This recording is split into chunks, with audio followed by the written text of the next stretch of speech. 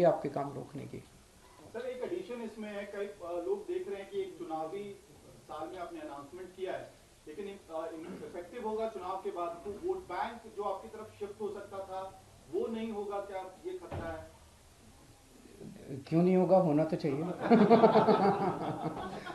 भाई अनाउंसमेंट किया है और सबको यकीन है कि केजरीवाल जो कहता है वो करता है, तो मैंने कहा है तो मैं करूंगा भी।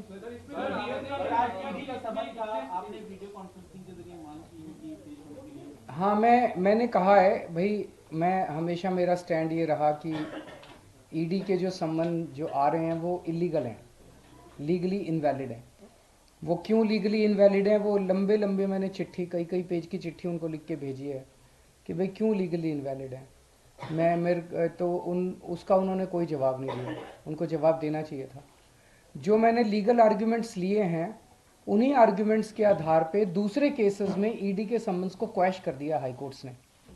तो अगर उन केसेस में क्वैश किया तो इधर भी ये वैलिड इनवैलिड हो गया, लेकिन वो नहीं माने, बस समन पे समन। फिर मैंने पिछली बार 2-3 समन के पहले लिखा था मेरा विधानसभा का सत्र चल रहा, बजट सेशन में नहीं आ सकता, तो वो जानबूझ के ऐसी डेट्स पे दे रहे हैं। जैसे पिछली डेट पे दिया, उस दिन मुझे एलजी के अभिभाषण के प्रस्ताव पे मुझे असेंबली में बोलना था, उस डेट को दिया। आज की डेट दी, आज हमारा बजट सत्र था। अब मैंने उनको कहा है भाई, हालांकि मैं आपके सम्मन को इलीगल मानता हूं, लेकिन आपके प्रश्नों के सारे जवाब देने को मैं तैयार हूं, क्योंकि हमने कोई गलत काम किया नहीं, कुछ छुपा नहीं रहे। तो आप मेरे से प्रश्न पूछ लो, वीडियो कॉन्फ्रेंसिंग के जरिए पूछ लो।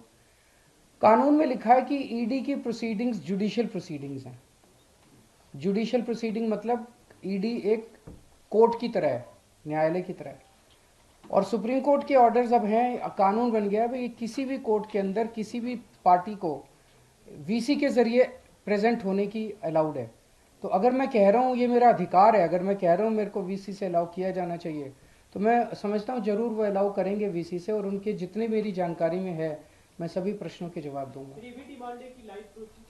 ये मैं अभी देख रहा था, मेरी तरफ से कोई ऐसी डिमांड नहीं है। अगर ईडी चाहे तो कर सकती है, मेरे को कोई इस पे आपत्ति नहीं होगी, लेकिन मेरी तरफ से कोई ऐसी डिमांड नहीं है। अगर हो तो मुझे कोई आपत्ति नहीं है।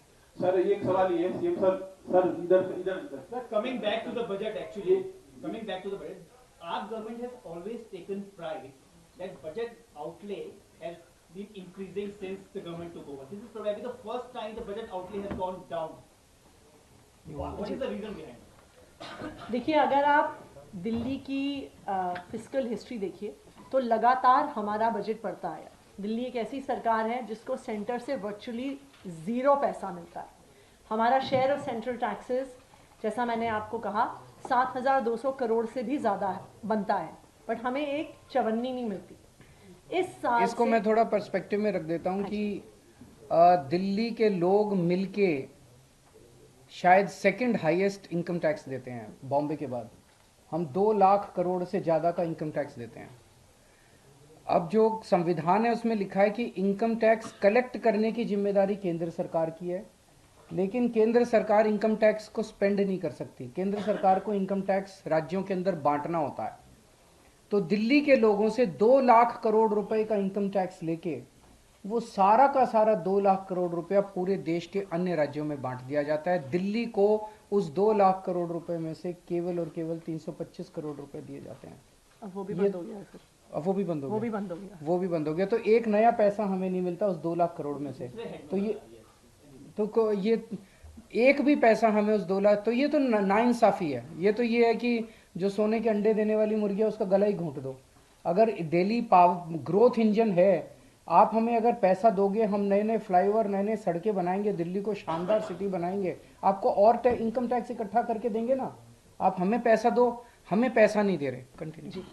सेकेंड, दिल्ली एक इकलौती सरकार है जो बिना लोन लिए सरकार चलाती है। अगर आप हमारे पिछले कुछ सालों की हिस्ट्री देखिए, हालांकि हम लोन का प्रोविजन करते हैं, हमें अभी तक कोविड के साल के अलावा हमारी सरकार को चाहे बिजली, पानी, स्कूल, अस्पताल, बस यात्रा, सब कुछ फ्री देने के बावजूद हमें कभी लोन नहीं लेना पड़ा। इस साल जो एक अंतर आया है, जो पिछले 2 सालों से अंतर आ रहा है, कि जीएसटी कॉम्पेंसेशन बंद हो गया है। पहले दिल्ली को 10,000 करोड़ जीएसटी कॉम्पेंसेशन मिलता था, उसका लास्ट कंपोनेंट 2-3 हज़ार करोड़ लास्ट ईयर भी मिला है। लेकिन इस साल, और ये दिल्ली की रेवेन्यू ग्रोथ का, रिमार्केबल रेवेन्यू ग्रोथ का नतीजा है कि जीएसटी कॉम्पेंसेशन खत्म होने के बाद भी हम अपने रेवेन्यू को पिछले साल के लेवल से इंक्रीज कर पाए।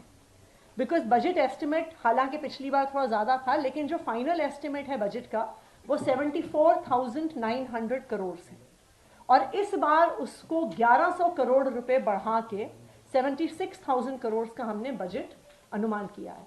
आप किसी और राज्य में देख लीजिए, कोई और राज्य नहीं है जिसने अपना जीएसटी कॉम्पेंसेशन खत्म होने के बाद अपना बजट डेफिसिट लोन लेके, डेट लेके पूरा ना किया।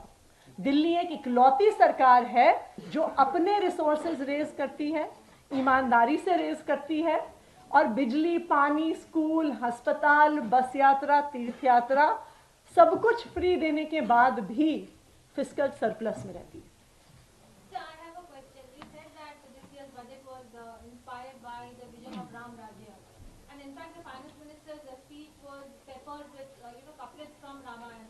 Why is that? Why did you feel that this is a pitch that you have to make and you have to define your budget in this manner? You don't believe in Ram Rajya? So that is that apart, sir. But We believe in Ram Rajya. हमने केवल इस बार नहीं, कई सारे budget speeches Manish ji के भी उठा के देखो, उसमें भी राम राज्य की अवधारणा की कई बार जिक्र हुआ। 2022 you mentioned it first after winning the 2020. No, I don't think so, उसके पहले भी You mention said that Rupashree, अगर आप ये देखिए, आप हमारी पॉलिसीज देखिए, हमारे पॉलिसीज ही राम राज्य से प्रेरित हैं, जो एक एक तबके के लिए, खासकर जो पिछड़े हुए तबके हैं। देखिए राम राज्य में किस चीज़ की बात है, जो अभी हमने आज भी कहा, कोई दीन नहीं है, कोई दुखी नहीं है, कोई बीमार नहीं है, सब समृद्ध हैं। तो पिछले 9 साल से हमारी सरकार इसी पे तो काम कर रही है। कोई ऐसी सरकार नहीं होगी जिसने शिक्षा पे इन्वेस्ट किया इतना, कोई ऐसी सरकार नहीं होगी जिसने एजुकेशन पे इन्वेस्ट किया।